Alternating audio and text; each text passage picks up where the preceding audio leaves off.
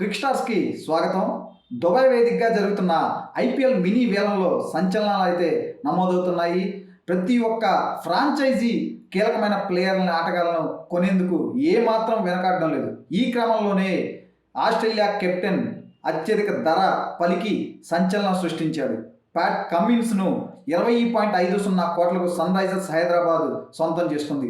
అలాగే world cup హీరోలు అంటే 2023లో జరిగిన వన్డే వరల్డ్ కప్లో హీరోలుగా ఆస్ట్రేలియా విజేతగా నిలిచింది. ఇక హీరోలైన ఈ వన్డే వరల్డ్ కప్కి హీరోలైన ప్యాట్ కమిన్స్ అలాగే ట్రావిస్ హెడ్ను సైతం సన్ రైజర్స్ హైదరాబాద్ 6.80 కోట్లకు కైవసం చేసుకుంది. ఇక ప్యాట్ కమిన్స్ విషయానికి వస్తే ప్యాట్ కమిన్స్ కోసం అటు ఫస్ట్ తొలుత ఆర్సీబీ అలాగే ముంబై ఇండియన్స్ అలాగే చెన్నై సూపర్ కింగ్స్ ఈ మూడు పోటాపోటీ పడ్డాయి. అయితే చివరి నిమిషంలో అంటే చివరిలో ఆర్సీబీ వర్సెస్ ఎస్ఆర్హెచ్ అనూహ్యంగా రేసులోకి వచ్చి అమాంతం రేటు పెంచేసింది. ప్యాట్ కమిన్స్ రేటుని 20.50 కోట్లకు చివరిగా ప్యాట్ కమిన్స్ను సన్ రైజర్స్ హైదరాబాద్ కొనుగోలు చేసింది. ఇక ప్యాట్ కమిన్స్ తన బేస్ ప్రైస్ను 2 కోట్లుగా పెట్టాడు.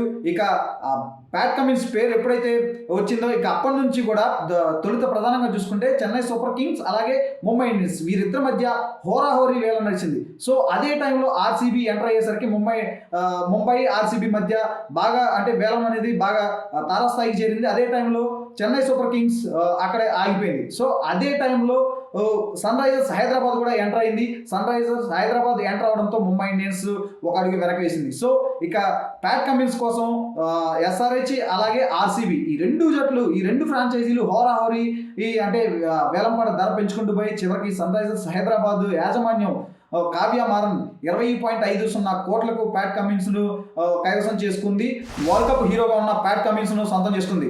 ఇక ప్యాట్ కమిన్స్ విషయానికి వస్తే ప్రస్తుతం ఆస్ట్రేలియాకి వన్డేలకి అలాగే టెస్టులకి ప్యాట్ కమిన్స్ కెప్టెన్గా వ్యవహరిస్తున్నాడు. గత 2 ఏళ్లుగా ఆస్ట్రేలియాకి సారథ్యం వహిస్తూ వస్తున్నాడు. ఆయన టెస్టులకి వన్డేలకి సారథిగా వ్యవహరిస్తున్నాడు. ఇక ప్యాట్ కమిన్స్ సారథ్యంలోనే ఆస్ట్రేలియా టెస్ట్ ఛాంపియన్షిప్గా నిలిచింది. అలాగే ఇటీవల ముగిసిన వన్డే వరల్డ్ కప్ను కూడా కైవసం చేసుకుంది.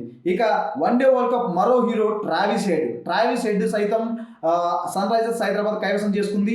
6.80 కోట్లకు సన్ రైజర్స్ హైదరాబాద్ ట్రావిస్ హెడ్ని అయితే దక్కించుకుందని చెప్పుకోవచ్చు. ఇక ట్రావిస్ హెడ్ కోసం ముఖ్యంగా చెన్నై సూపర్ కింగ్స్ కూడా తీవ్రంగా పోటీపడింది.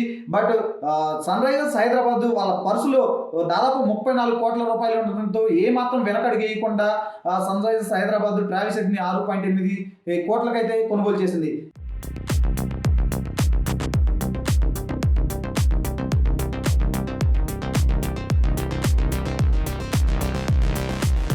ఇక ఓవరాల్గా చూసుకుంటే సన్ రైజర్స్ హైదరాబాద్ పర్సులో 34 కోట్లు ఉండగా అందులో వాళ్ళకి 6 స్లాట్లు అవసరమయ్యాయి. 6 స్లాట్లు ఖాళీ ఉన్నాయి.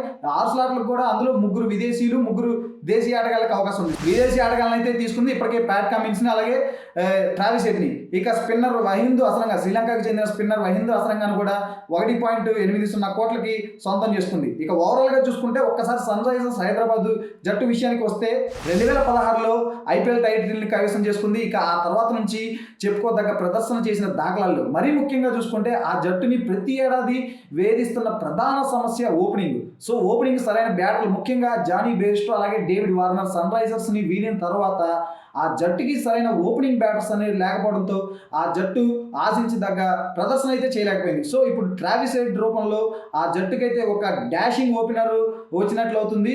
అలాగే ఇక ప్యాట్ కమిన్స్ విషయానికి వస్తే ప్యాట్ కమిన్స్ అటు బౌలింగ్ చేయగలడు అలాగే బ్యాటింగ్ లోయర్ ఆర్డర్లో తను కనీసం 40-50 పరుగులు కూడా చేయగల క్యాపబిలిటీ ఉంది. సో ఓవరాల్గా చూసుకుంటే ఆస్ట్రేలియాకి సంబంధించిన ఈ వరల్డ్ కప్ హీరోలు ఇద్దరు రావటం ఈ ఒక పక్క సన్ రైజర్స్ హైదరాబాద్కి మరింత బలం చేకూర్చిందని చెప్పుకోవచ్చు. మరోపక్క చూసుకుంటే సన్ రైజర్స్ హైదరాబాద్కి ఈ మొన్నటి వరకు ప్రధాన అస్త్రంగా ఉన్న రషీద్ ఖాన్ ఎస్ఆర్హెచ్ని వీడటంతో ఎస్ఆర్హెచ్ కొంచెం స్పిన్లో బలహీనపడిందని చెప్పుకోవచ్చు. సో ఇప్పుడు వాళ్ళలోని టాప్ క్లాస్ స్పిన్నర్గా పేరుగాంచిన వహింద్ అసరంగాని జట్టులోకి తీసుకోవడంతో ఇప్పుడు అన్ని విభాగాల్లో సన్ రైజర్స్ హైదరాబాద్ సమతూకంగా కనిపిస్తుంది. బట్ ఇప్పుడు ఆన్ పేపర్ చూస్తుంటే ఎస్ఆర్హెచ్ మాత్రం చాలా స్ట్రాంగ్గా కనిపిస్తుంది. అటు ఓపెనింగ్ విషయంలో కానీ మిడిల్ ఆర్డర్లో కానీ లోయర్ ఆర్డర్లో కానీ అలాగే బౌలింగ్ విషయంలో కానీ ముఖ్యంగా మిడిల్ ఆర్డర్ సన్ రైజర్స్ హైదరాబాద్కి మిడిల్ ఆర్డర్ చాలా బలంగా ఉందని చెప్పుకోవచ్చు. ఎందుకంటే ఎడెన్ మార్క్రమ్ హెన్రిచ్ క్లాసన్ అలాగే ఫ్లెన్ గిలిప్స్ లాంటి వరల్డ్ క్లాస్ బ్యాట్స్మెన్స్ ఉన్నారు. సో ఓవరాల్గా చూస్తే అంటే ఆన్ పేపర్ ఆన్ బోర్డ్ చూస్తే సన్ రైజర్స్ హైదరాబాద్ మాత్రం చాలా స్ట్రాంగ్గా ఉంది. మరి రేపు ఫీల్డ్లోకి దిగితే వాళ్ళు ఏ విధంగా రాణిస్తారనేది కూడా చూడాలి. ఎందుకంటే సన్ రైజర్స్ హైదరాబాద్ మీద చాలా అంచనాలు ఉన్నాయి. ప్రతి ఏడాది ఏ ఇయర్ ఆ ఇయర్ ఖచ్చితంగా ఈసారి కప్పు కొడతారని చెప్పి ఫ్యాన్స్తో పాటు యాజమాన్యంతో పాటు ఫ్యాన్స్ కూడా ప్రతి ఒక్కరు ఎంతో ఆసక్తిగా ఎదురు చూస్తున్నారు. బట్ ఈసారి మరి సన్ రైజర్స్ హైదరాబాద్ ఏం చేస్తుంది అనేది కూడా ఫ్యాన్స్ చాలా ఆసక్తిగా ఎదురు చూస్తున్నారు. ఎందుకంటే ప్యాట్ కమిన్స్ని భారీ ధరతో కొన్నారు. అలాగే వరల్డ్ కప్ హీరో ట్రావిస్ హెడ్ని సైతం జట్టులోకి తీసుకొచ్చారు. సో ట్రావిస్ హెడ్ రాకతో ఈ టీంకి ఓపెనింగ్ కష్టాలు అయితే కొంతవరకు తీరాయని చెప్పుకోవచ్చు. మరి వీరంతా కూడా రేపు 17వ ఎడిషన్ ఐపీఎల్లో ఏ విధంగా రాణిస్తారనేది కూడా ఇప్పుడు ఆసక్తికరంగా మారింది.